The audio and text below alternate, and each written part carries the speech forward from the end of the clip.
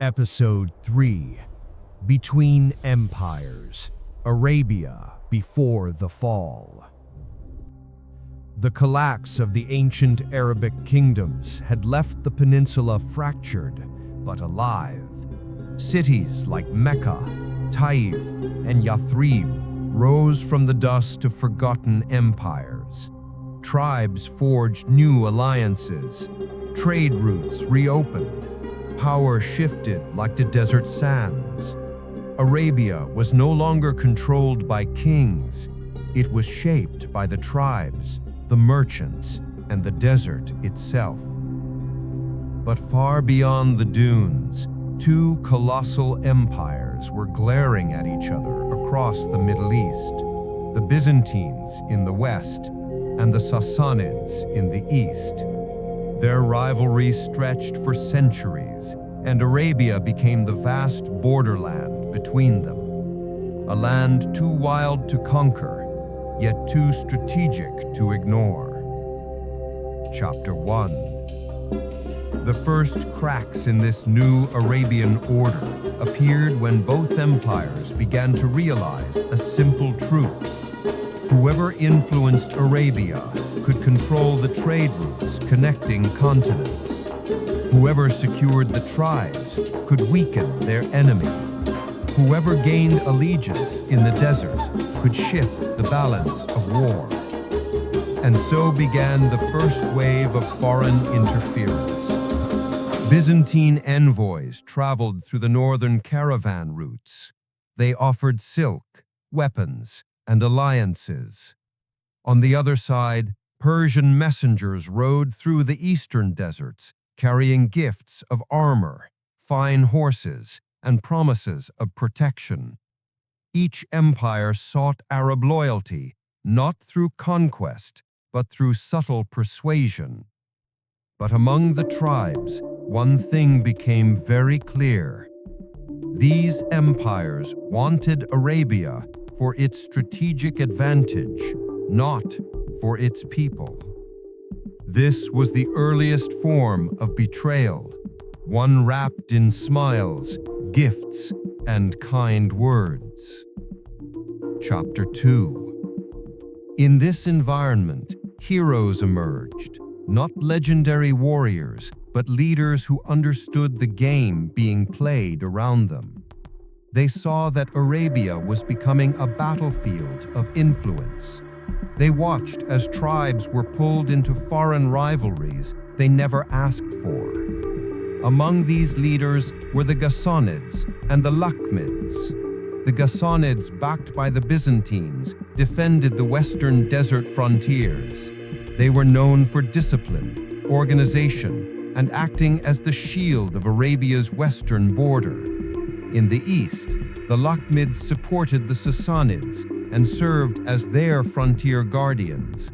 They protected desert passes, traded with both sides, and mastered the art of desert warfare. These two Arab confederations became powerful, perhaps too powerful. Their alliances with foreign empires made them the first heroes of the new Arabian frontier, but also the first victims of greater betrayals. Chapter 3. The Ghassanids and the Lakhmids believed their partnerships with Rome and Persia were based on respect and mutual strength. But to the empires, these Arab states were tools, useful until they became inconvenient. The first betrayal struck the Lakhmids. After generations of loyalty, the Persians decided the Lakhmid kings had grown too independent. They feared the Lakhmids might one day switch sides. So, without warning, the Sassanid emperor ordered the Lakhmid kingdom dismantled.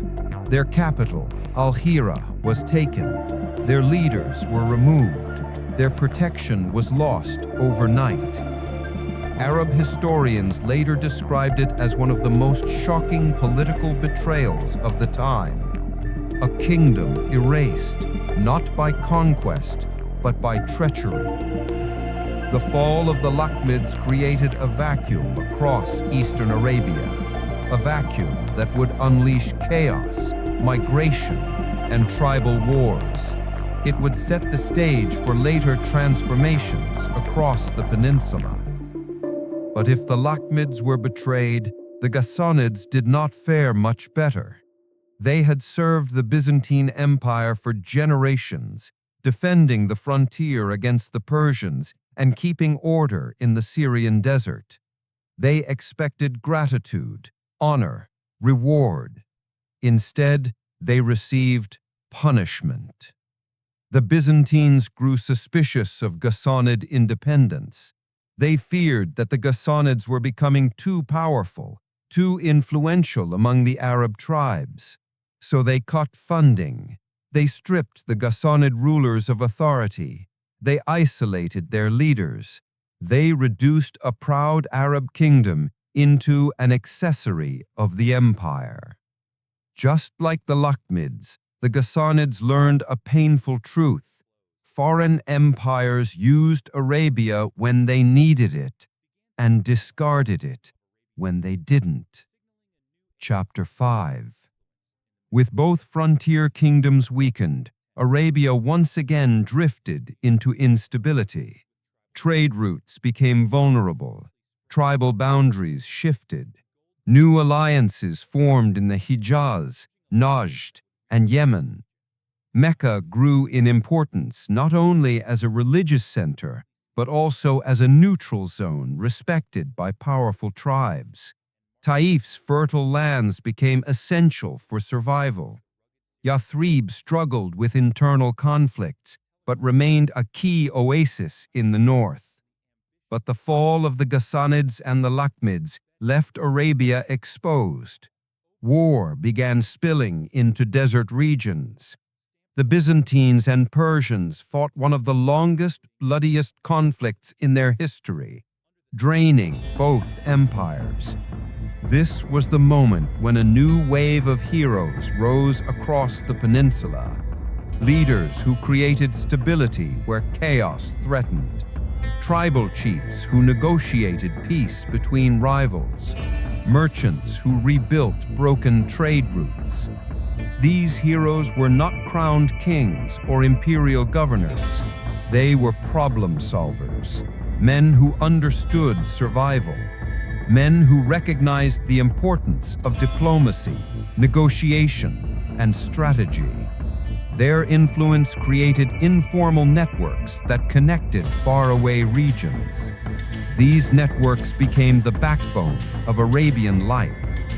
But while Arabia strengthened from within, the world around it burned. The Byzantine-Sassanid War drained both empires to the point of collapse. Cities fell, armies starved, villages were abandoned. Trade between the Mediterranean and Persia nearly collapsed. For the first time in centuries, Arabia was more stable than the empires surrounding it. Chapter 8. Then came one of the greatest turning points in world history, a moment that reshaped not only Arabia, but the entire Middle East. A new power rose from within the peninsula, a power built not by foreign empires, but by Arabia's own people. A power that bridged tribes and toppled ancient systems. Through new leadership, diplomacy, alliances, and monumental transformation, the region expanded dramatically. Arabia went from a land of scattered tribes to the center of a vast empire that stretched across continents. This stability lasted centuries. Trade flourished, infrastructure strengthened. The region entered one of its most dynamic periods. But even the greatest empires fall. And when this era finally weakened, foreign powers once again turned their eyes toward Arabia. Europe entered a new age of exploration, industrialization, and conquest. The Middle East's strategic location and resources especially its access to trade routes, became irresistible targets.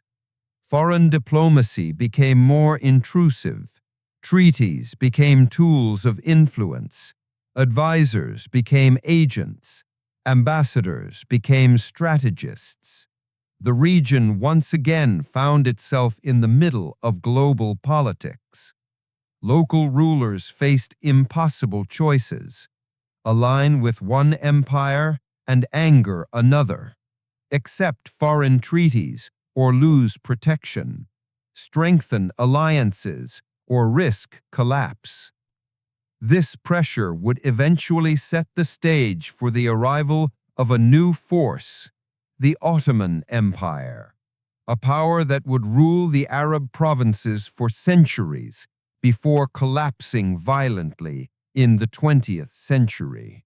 Chapter 9.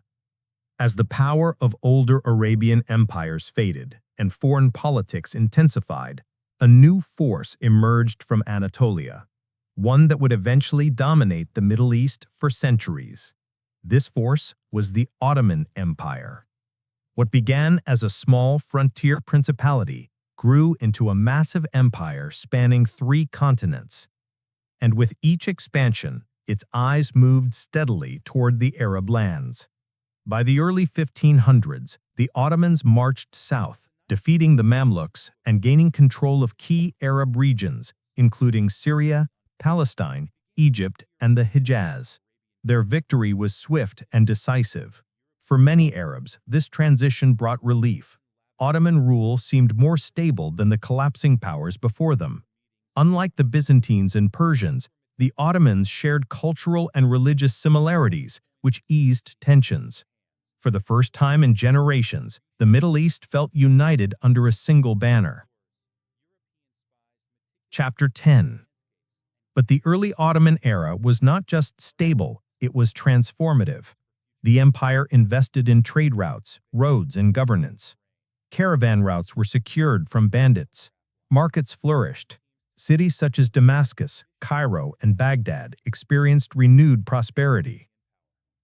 In the Hijaz, the Ottomans took responsibility for maintaining the safety of pilgrims traveling to Mecca and Medina. These holy cities received funds, supplies, and protection. The tribes appreciated this. They respected the empire's commitment. For nearly 3 centuries, the Ottoman system functioned effectively in most Arab provinces. Power was shared between local leaders and Ottoman officials, creating a delicate balance. But history teaches us one thing: empires rise, empires fall, and the cracks always appear long before the collapse. Chapter 11. By the early 1700s, the balance began to weaken. The Ottomans were overstretched. Their armies lagged behind Europe. Corruption seeped into administrative posts. Provinces demanded more autonomy. Local leaders felt ignored by Istanbul. The empire was losing its grip, one region at a time. In the Arabian Peninsula, the cracks grew faster. Tribal alliances challenged Ottoman-appointed governors. Regions like the Hijaz, Yemen, and Najd became increasingly difficult to control. The Ottomans relied more heavily on local rulers, but these rulers had their own ambitions, their own loyalties, their own agendas. The system that once held everything together was slowly unraveling. Chapter 12. Foreign powers sensed the weakness immediately. European agents traveled through the region under the disguise of traders, scholars, and explorers. They mapped strategic routes. They collected information about tribes. They identified vulnerable leaders. And most importantly, they studied the empire's political fractures. The British were especially active along the Arabian Gulf and Red Sea. They negotiated treaties with coastal rulers. They offered protection, trade deals, and military support. France also extended influence in North Africa and parts of the Levant. Russia pushed the Ottomans from the north. Every empire wanted a piece of the weakened giant. Chapter 13. Within Arabia, a new generation of tribal leaders emerged. They were sharper, more adaptive, and more aware of global politics than their ancestors. They understood the Ottomans were weakening. They understood foreign powers were circling like hawks. They understood that the future of Arabia depended on who controlled key routes, not just politically, but economically. Some tribes strengthened ties with the Ottomans, hoping loyalty would guarantee stability. Others leaned toward the British, believing that foreign partnerships would open new opportunities. A few remained independent, refusing to align with any empire. These decisions would shape the future in unpredictable ways. Chapter 14. Meanwhile, in the major Arab cities, tensions grew more visible. In Damascus, conflicts erupted between local merchants and Ottoman administrators. In Baghdad, tribal rebellions challenged Ottoman authority. In Jeddah and Mecca, governors struggled to maintain order. The empire attempted reforms, but it was too late. The problems had already taken root.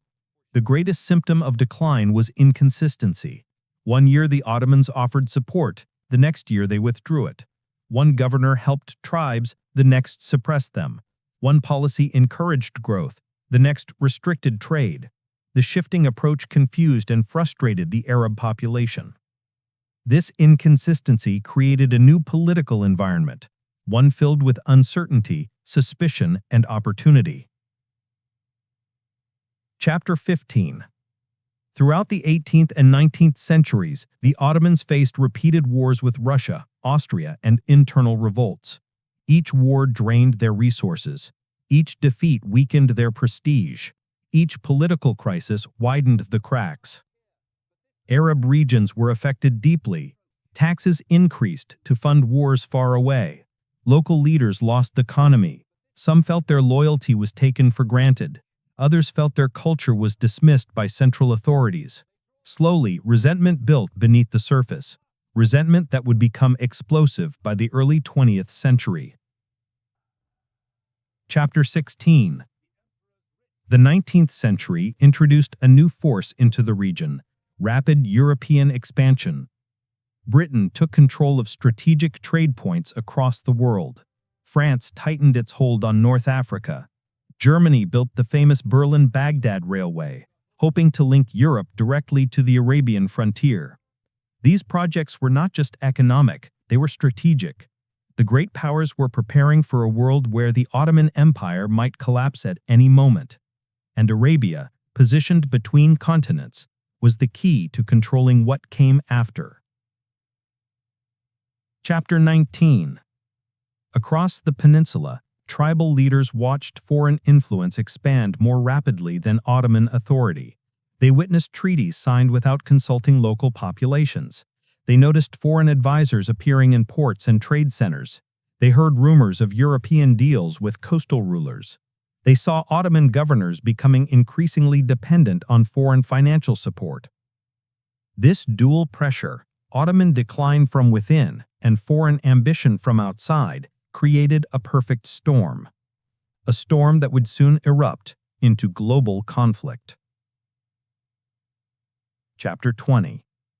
As the 20th century approached, everything pointed to a single conclusion. The Ottoman Empire was on the brink of collapse. Arabia stood at a crossroads once again, just as it had centuries earlier when the Ghassanids and Lakhmids fell. The peninsula had weathered empires before. It had survived betrayals before. But this time, the collapse of a centuries-old empire would create not just a power vacuum, but a geopolitical earthquake. The tribes of Arabia, the cities of the Levant, the plains of Iraq, and the mountains of Yemen were about to enter one of the most dramatic and transformative eras in history. And the decisions made in this moment by rulers, tribes, and global powers would lead directly into the events of the new Episode 1. The fall was coming. The betrayal was coming. The world was about to change forever. End of Part 2. Chapter 21.